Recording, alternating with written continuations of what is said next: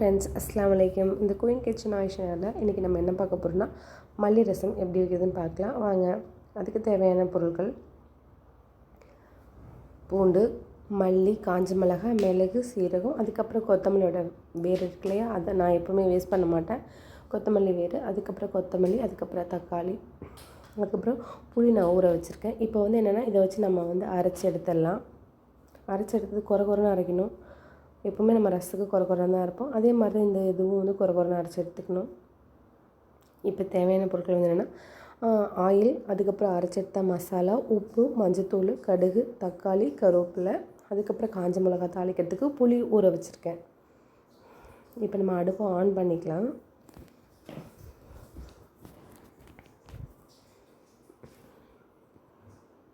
கடாய் போட்டுட்டு கடாய் கொஞ்சம் சூடாகணும். இப்போ கடாய் சூடாகிடுச்சு. நம்ம ஆயில் ஊற்றிக்கலாம்.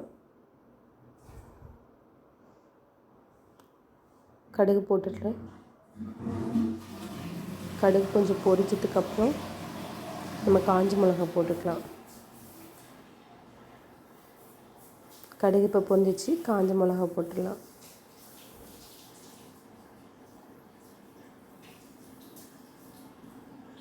காஞ்ச மிளகாய் செவந்து வந்துடுச்சு. இப்போ நம்ம அரைச்சி வச்சுருக்கோம் இல்லையா, அந்த மசாலாவும் போட்டுடலாம். மஞ்சத்தூள் போட்டுடலாம். இந்த மசாலா போட்டு 2 கிண்டினதுக்கப்புறம் மஞ்சத்தூள் போட்டுடலாம். இப்போ இது ரெண்டுத்தையும் நல்லா மிக்ஸ் பண்ணணும். மிக்ஸ் பண்ணதுக்கப்புறம் நம்ம தக்காளி சேர்த்துக்கலாம். மிக்ஸ் ஆகிடுச்சு. இப்போ நம்ம தக்காளி போட்டுக்கலாம். தக்காளி, கருவேப்பிலை, கொத்தமல்லி எல்லாமே போட்டுக்கலாம்.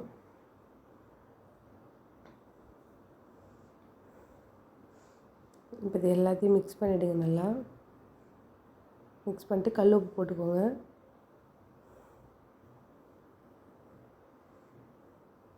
அதுக்கப்புறம் புளி கரைச்சி வச்சுருக்கோம் இல்லையா, அந்த புளி இதில் ஊற்றிடலாம்.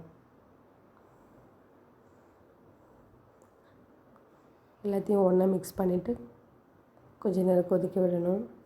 ரசம் ரொம்ப கொதிக்கக்கூடாது.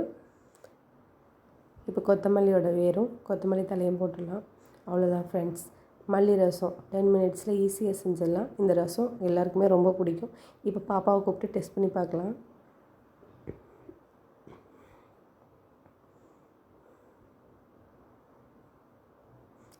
நல்லா இருக்குன்னு சொல்கிறாங்க.